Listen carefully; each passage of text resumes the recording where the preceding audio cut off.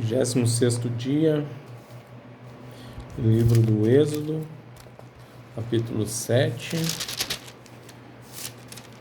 Evangelho segundo São Mateus, capítulo 17, versículos de 10 a 27, Salmos 16 e Provérbios 6. Então o Senhor disse a Moisés: preste atenção ao que vou dizer. Eu o farei parecer Deus para o faraó, e Arão, seu irmão, será seu profeta. Diga a Arão tudo o que ele ordenar. E Arão mandará ao faraó deixar o povo de Israel sair de sua terra. Contudo, endurecerei o coração do faraó e depois multiplicarei seus sinais e maravilhas na terra do Egito. Mesmo assim, o faraó se recusará a ouvi-lo, de modo que farei minha mão pesar sobre o Egito. Então resgatarei meu exército, meu povo, os israelitas, da terra do Egito, com grandes atos de julgamento. Quando eu levantar minha mão e tirar os israelitas do meio deles, os egípcios saberão que eu sou o Senhor. Moisés e Arão fizeram conforme o Senhor lhes ordenou. Quando falaram com o faraó, Moisés tinha 80 anos e Arão 83. O Senhor disse a Moisés e Arão: o faraó exigirá: mostre-me um milagre. Quando ele o fizer, diga a Arão: tome sua vara e jogue-a no chão, na frente do faraó, e ela se transformará numa serpente. Então Moisés e Arão foram ver o faraó, e fizeram conforme o Senhor havia ordenado. Arão jogou a vara no chão diante do faraó e de seus oficiais, e ela se transformou numa serpente. O faraó mandou chamar seus sábios e feiticeiros, e por meio de suas artes mágicas, esses magos egípcios fizeram a mesma coisa. Jogaram suas varas no chão, e elas também se transformaram em serpentes. Mas a vara de Arão engoliu as varas dos magos. O coração do faraó, porém, permaneceu endurecido. Ele continuou se recusando a ouvir, exatamente como o Senhor tinha dito. O Senhor disse a Moisés: o coração do faraó é duro, e ele continua se recusando a deixar o povo sair. Portanto, vá ao faraó pela manhã, quando ele estiver descendo até o rio. Pare à margem do Nilo e encontre-se com ele ali. Não se esqueça de levar a vara que se transformou em serpente. Então diga-lhe: o Senhor, o Deus dos Hebreus, me enviou para lhe falar. Deixe meu povo sair para me adorar no deserto. Até agora você se recusou a ouvi-lo. Por isso, assim diz o Senhor: eu lhe mostrarei que sou o Senhor. Veja, com esta vara que tenho na mão, baterei nas águas do Nilo, e elas se transformarão em sangue. Os peixes do rio morrerão, e o rio ficará mal cheiroso. Os egípcios não poderão beber de sua água. O Senhor disse a Moisés: diga a Arão: tome sua vara e estenda a mão sobre as águas do Egito, sobre todos os seus rios, canais, açudes e reservatórios. Toda a água se transformará em sangue, até mesmo a água armazenada em vasilhas de madeira e pedra. Moisés e Arão fizeram conforme o Senhor ordenou, diante dos olhos do faraó e de todos os seus oficiais. Arão levantou a vara e bateu nas águas do Nilo, e o rio inteiro se transformou em sangue.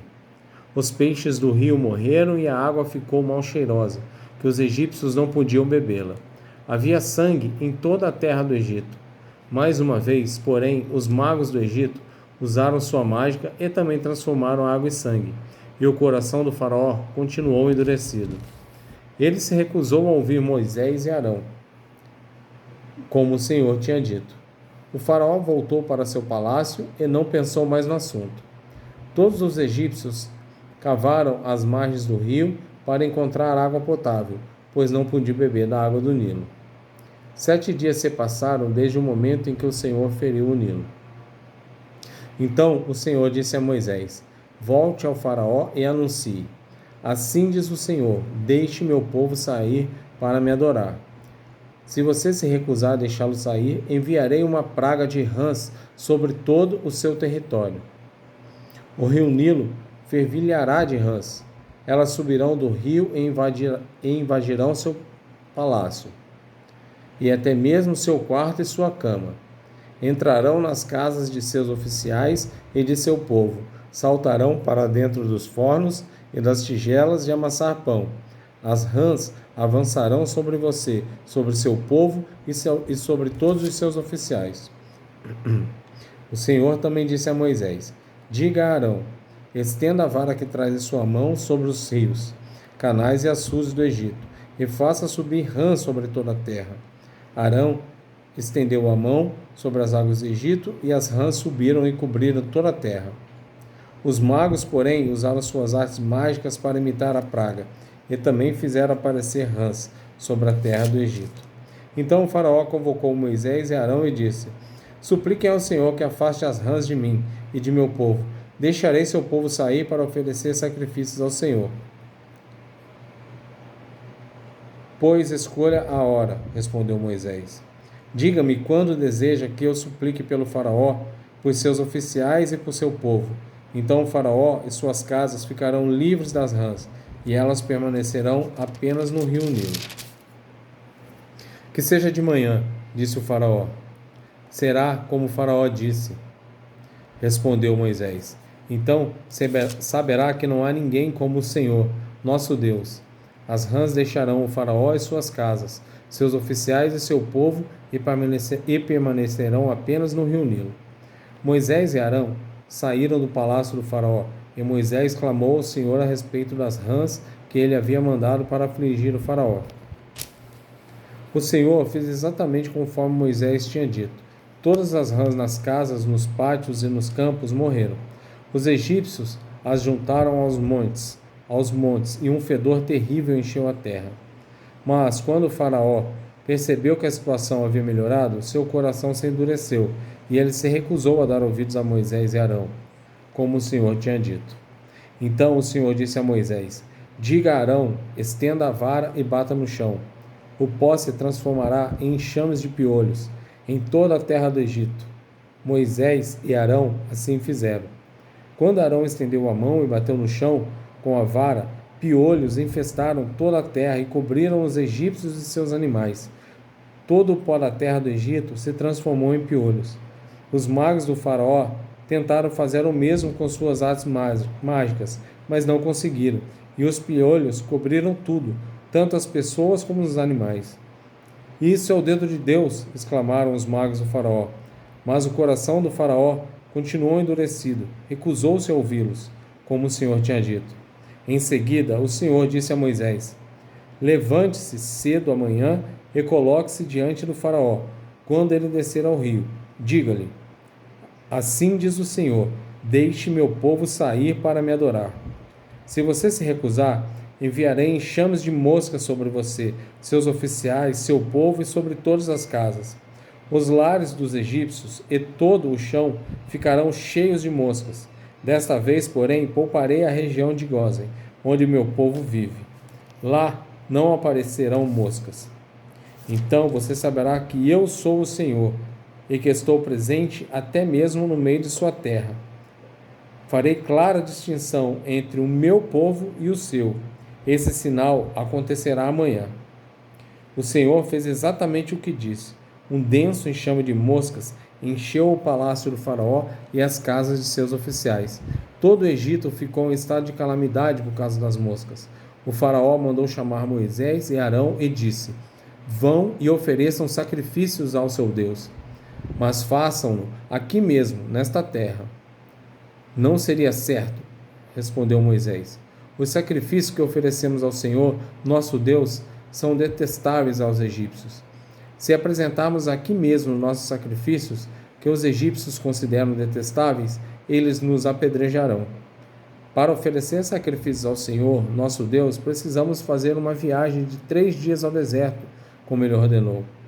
Podem ir, respondeu o faraó. Deixarei que viajem ao deserto para oferecer sacrifícios ao Senhor, seu Deus, mas não se afastem demais e supliquem por mim.